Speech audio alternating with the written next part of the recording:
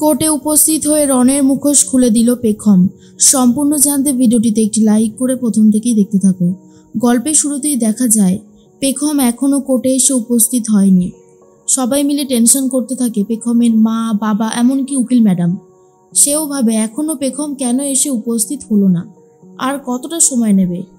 এর মধ্যেই রনের যে উকিল ঠিক হয়েছিল সেই উকিল এসে বলে পেখমের উকিল ম্যাডামকে, কি ব্যাপার উকিল ম্যাডাম, টেনশন হচ্ছে? আসলে আপনার ক্লায়েন্ট তো এখনও এসে পৌঁছায়নি, তাই না? তখন উকিল ম্যাডাম বলে, আমার ক্লায়েন্ট পৌঁছাক বা না পৌঁছাক সেটা তো আপনাকে দেখতে হবে না, আপনি বরং আপনার ক্লায়েন্টকে নিয়েই ভাবুন, সেটাই ভালো হবে। এরপর রনের উকিল বলে, সে তো আমি সেটাই ভাবছি না, আপনাকে দেখে তো নার্ভাস লাগছিল, সেই জন্যই আর কি। এর মধ্যে উকিল ম্যাডাম পুলিশের সাথে কোনো একটা কথোপকথন করে, আর অন্যদিকে চলে এসেছে সেই জজ সাহেব আর বলে, নাও এবার তোমরা কেস শুরু করো। যিনি এসেছে তিনি হচ্ছে একজন মহিলা, আর তিনি এই পেখমের কেসটা বিচার করবেন। তখনই অফিসার বলে, আমাদের যে অভিযোগকারী পেখম দত্ত এখনও কোর্টে এসে উপস্থিত হয়নি ম্যাডাম। তখনই ম্যাডাম বলে, সে কি, যিনি অভিযোগকারী তিনি এখনো উপস্থিত হয়নি, এটা কি করে সম্ভব?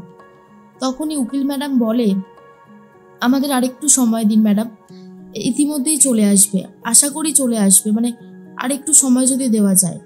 রনের উকিল বলে, কিছু মনে করবেন না, মানে বলছিলাম যে কোর্টের কি এত অতিরিক্ত সময় আছে যে এতটা সময় দেওয়া যাবে অভিযোগকারীকে?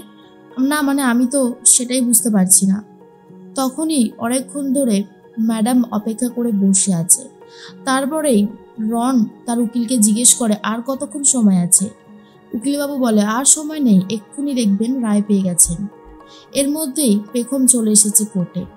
আর তখনই অফিসার বলে, ম্যাডাম আপনি কেস শুরু করতে পারেন, পেখম দত্ত কোর্টে হাজির হয়ে গেছে। আর এটা শোনার পরেই অবাক হয়ে গেছে রন, আর বলে, কেসটা কি হলো? আমি যে স্ত্রীকে বারবার করে বললাম যে তুমি আমাকে এটুকু হেল্প করো, ও যে আমাকে বললো হেল্প করবে, কি যে করে না বুঝতে পারি না।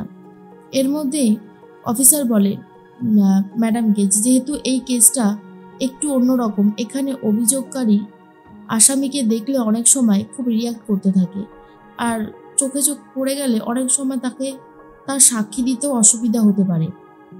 সেই জন্য আমরা আলাদা একটা ভিডিও কনফারেন্সের ব্যবস্থা করেছি। পেখম দত্ত সব শুনতেও পারবেন, বলতেও পারবেন, কিন্তু অভিযোগকারী সামনে আসতে পারবেন না। তো এটাই, এবারে তাহলে কে শুরু করা যেতে পারে। তখনই পেখমকে বলার জন্য অনুরোধ করা হয়। পেখমের যে উকিল ছিল সেই ম্যাডাম বলে, আমরা যেই কেসে আজকে উপনীত হয়েছি সেই কেসটা খুবই সহজ আর সাধারণ বিষয়, কারণ যেভাবে আজকালকার দিনে মেয়েদের ওপর অত্যাচার বেড়েই চলেছে, সেখানে এটা একটা নিতান্তই সহজ সাধারণ বিষয়। 10 বছর আগে এই রানা রায়চৌধুরী আমার ক্লায়েন্টকে শ্লীলতাহানি করেছিল। যেহেতু আমার ক্লায়েন্ট তখন 10 বছর আগে অনেকটাই ছোট ছিল, আর রানা রায়চৌধুরী যেভাবে ওনাকে ভয় দেখিয়েছিল, তাই 10 বছর আগে তিনি মুখ খুলতে পারেনি, কিন্তু তিনি এখন মুখ খুলেছেন, এখন সবার সামনে সত্যিটা আনতে চেয়েছেন। তাই আমার মনে হয় এই রানা রায়চৌধুরীর মতন মানে ছেলেদের উচিত শিক্ষা হওয়া উচিত। এরপরেই ম্যাডাম যিনি ছিলেন, যিনি বিচারক, তিনি বলতে থাকেন, আপনি কিছু বলবেন? রনের উকিল বলে, অবশ্যই বলবো ম্যাডাম, অবশ্যই, বলার এখনো অনেক কিছু বাকি আছে। আমার মক্কেল সম্পূর্ণ নির্দোষ। পেখম দত্ত আমার মক্কেল রানা রায়চৌধুরীকে মিথ্যে কেসে ফাঁসাতে চাইছেন। এই কেসটার কোনো ম্যারিটি নেই, আমি বলছি, কারণ 10 বছর আগে কি ঘটেছে আদেও ঘটেনি, সে সমস্ত কথা অনেক অতীত হয়ে গেছে। এখন পেখম সত্যি বলছে কি মিথ্যে বলছে সেটা তো আমরা প্রমাণ করতে পারবো না। পেখম দত্ত যদি সত্যি বলেই থাকে, তার কি প্রমাণ আছে ম্যাডাম? তার কি কোনো প্রমাণ আছে? তার কাছে তো কোনো প্রমাণ নেই। এরপরেই পেখমের উকিল বলে, সে নিজে সাক্ষী দিচ্ছে।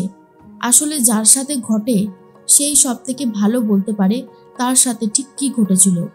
অন্যদিকে স্ত্রী জানতে পেরে গেছে যে পেখম চলে গেছে কোর্টে। জানার পরেই চমকে যায় আর বলবে, এটা কি করে সম্ভব হলো? ওর তো আজকে এখানে উপস্থিত হওয়ার কোনো কথাই ছিল না। দরজাটা খুলে দিল কে? এর মধ্যেই চলে এসেছে কাকাই আর বলে, কিরে এখানে দাঁড়িয়ে আছিস, চল, যাবি না? এই কেসটা সত্যি দিন দিন কিন্তু খুব গুরুত্বপূর্ণ হয়ে উঠেছে। স্ত্রী বলে, আমার আর ভালো লাগছে না কাকাই, এই সমস্ত ঝামেলা না আমি আর সত্যি সহ্য করতে পারছি না। আমার খুবই খারাপ লাগছে। কাকাই তখন বলে, দেখ কষ্ট পাস না, সব ঠিক হয়ে যাবে। এর মধ্যেই চলে এসেছিল রানা রায়চৌধুরীর শুভাকাঙ্ক্ষীরা, অর্থাৎ পেখমের কাকা আর জ্যাঠা। এসে বলে, চিন্তা করবেন না ম্যাডাম, রনদার ঠিক ছাড়া পেয়ে যাবে।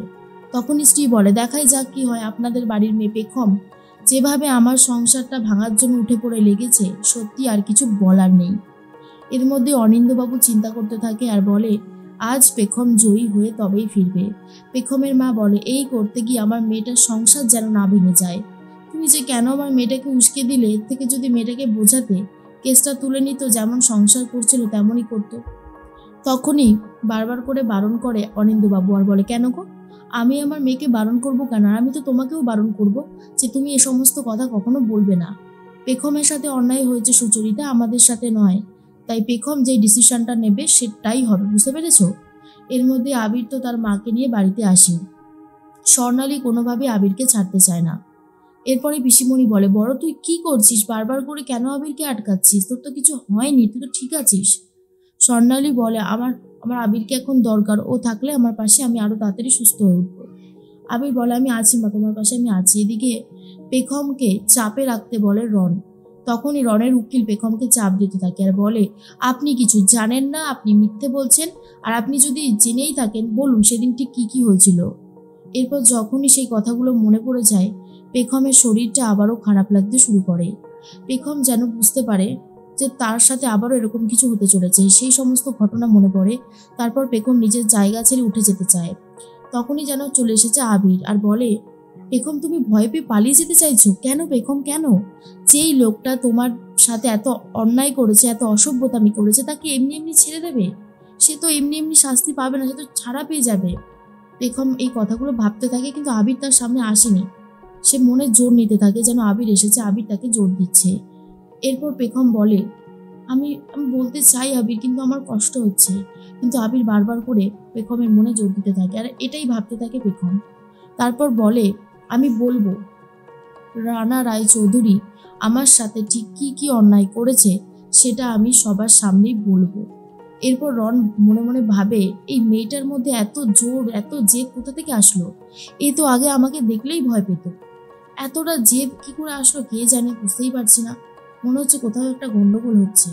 শেষ পর্যন্ত আমি আবার শাস্তি পেয়ে যাব না তো? তাহলেই তো গন্ডগোল হবে।